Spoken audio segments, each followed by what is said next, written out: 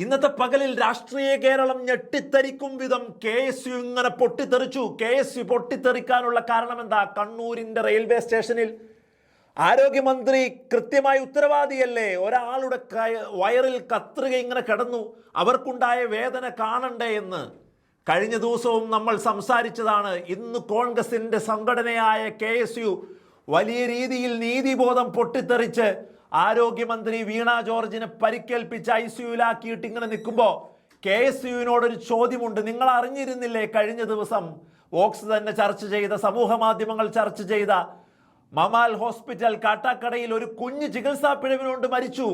അന്ന് ഒരാളും കോൺഗ്രസ് നേതാക്കൾ മിണ്ടിയില്ല. ഒരു OJ ജനീഷും യൂത്ത് കോൺഗ്രസിന്റെ അന്ന് മിണ്ടിയില്ല. KSU അന്ന് ഈ നാട്ടിലുണ്ട് എന്ന് ചിന്തിക്കാൻ പോലും നമുക്ക് കഴിഞ്ഞിരുന്നില്ല. കാരണം അത് ഒരു കോൺഗ്രസ് നേതാവിൻ്റെ ഹോസ്പിറ്റലായിരുന്നു എന്നുള്ളതാണ്. അപ്പോൾ നിങ്ങളുടെ വിഷയം കത്രിക വയറ്റിൽ കിടന്ന ആ രോഗിയുടെ വേദനയല്ല.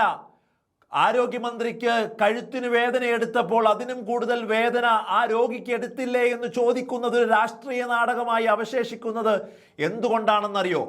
നിങ്ങൾ കാണിക്കുന്ന ഇരട്ടത്താപ്പ് കൃത്യമായി ഈ രാഷ്ട്രീയ കേരളം ഓരോ ദിവസവും തിരിച്ചറിയുന്നു എന്നുള്ളത് കൊണ്ടാണ്. നോക്കൂ, നിങ്ങൾ ഇന്ന് രാഷ്ട്രീയ കേരളത്തിൽ വലിയ ചർച്ചയാക്കും വിധം ആരോഗ്യമന്ത്രിയെ ഘരാവോ ചെയ്ത് KSU ഇങ്ങനെ നിൽക്കുമ്പോൾ കൈയടിക്കാൻ കേരളത്തിലെ സാമാന്യ മനസാക്ഷിക്ക് തോന്നാത്തത് 24 മണിക്കൂറിന് മുമ്പ് ഒരു കുഞ്ഞു മരിച്ച ഹോസ്പിറ്റലിന്റെ മുതലാളി ഒരു കോൺഗ്രസ് നേതാവ് ആയതുകൊണ്ട് നിങ്ങൾ പാലിച്ച നിശബ്ദതയുണ്ടല്ലോ, ആ ഒരു ക്രൈം നിറയുന്ന നിങ്ങളുടെ സ്വഭാവമുണ്ടല്ലോ, അവിടെയാണ് നിങ്ങൾ ഈ ഇലക്ഷൻ അടുത്തപ്പോൾ കാട്ടിക്കൂട്ടുന്ന ഇലക്ഷൻ സ്റ്റണ്ടായി ഇത് മാറുന്നത്.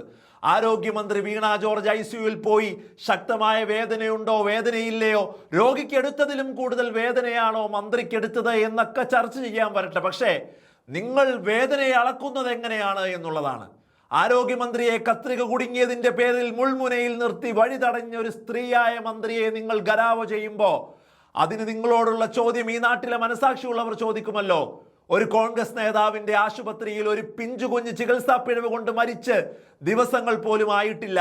അന്നൊരു KSU യൂത്ത് കോൺഗ്രസോ കോൺഗ്രസിന്റെ ഒരു നേതാവോ ഉണ്ടായിരുന്നില്ല ഇതിനെതിരെ പറയാനെന്നുള്ളതാണ്. അപ്പോൾ രാഷ്ട്രീയം നോക്കി, ആവശ്യം നോക്കി, ഇലക്ഷൻ പബ്ലിസിറ്റി സ്റ്റണ്ടാക്കാൻ എന്ത് കഴിയുമെന്ന് നോക്കിയാണ് നിങ്ങൾ ഈ നാട്ടിലെ മനുഷ്യരുടെ ജീവനും വേദനയ്ക്കും വില പറയുന്നത് കോൺഗ്രസെ.